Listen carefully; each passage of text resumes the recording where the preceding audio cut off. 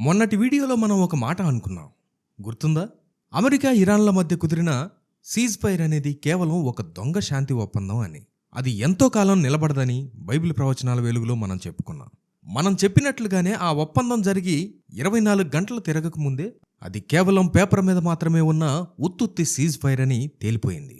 బుధవారం రాత్రి నుండి హార్మూజ్ జలసంధి పూర్తిగా మూసివేయబడింది. అసలు రాత్రికి రాత్రే తెర వెనుక ఏం జరిగింది?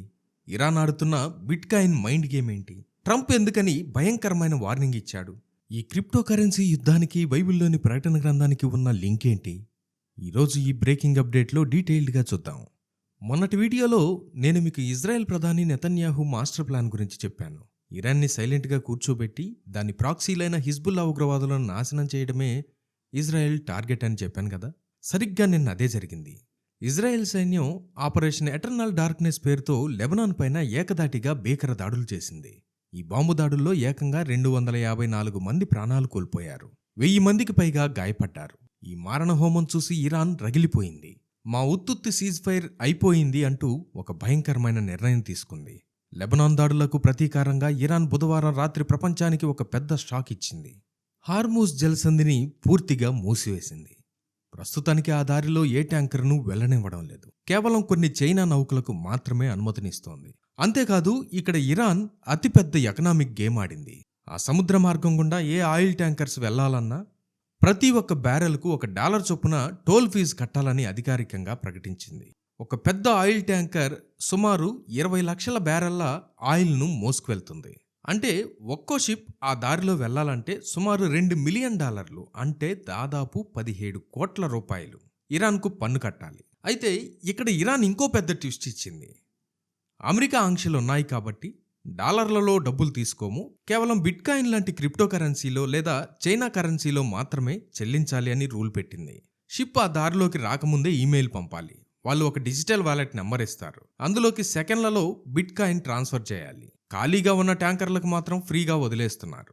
దీనివల్ల ముడి చమురు బ్యారెల్ ధర $100 దాటిపోవడం ఖాయం. ముఖ్యంగా మన భారతదేశం చాలా వరకు ఈ దారి గుండానే ఆయిల్ తెచ్చుకుంటుంది. ఈ టోల్ ఫీజు వల్ల మన దేశం మీద ఏకంగా $800 మిలియన్, అంటే 6,700 కోట్ల రూపాయల పైచిలుకు అదనపు భారం పడుతోంది.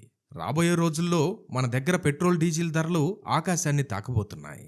ఈ తతంగం అంతా చూసిన అమెరికా అధ్యక్షుడు ట్రంప్కి విపరీతమైన కోపం వచ్చింది. నిజానికి ఆ టోల్ గేట్ ఏదో అమెరికా, ఇరాన్ కలిసి జాయింట్ వెంచర్గా పెట్టుకుందాం అని ట్రంప్ అనుకున్నాడు. కానీ ఇరాన్ ఎవరి మాట వినకుండా సొంతంగా వసూళ్లు మొదలుపెట్టింది.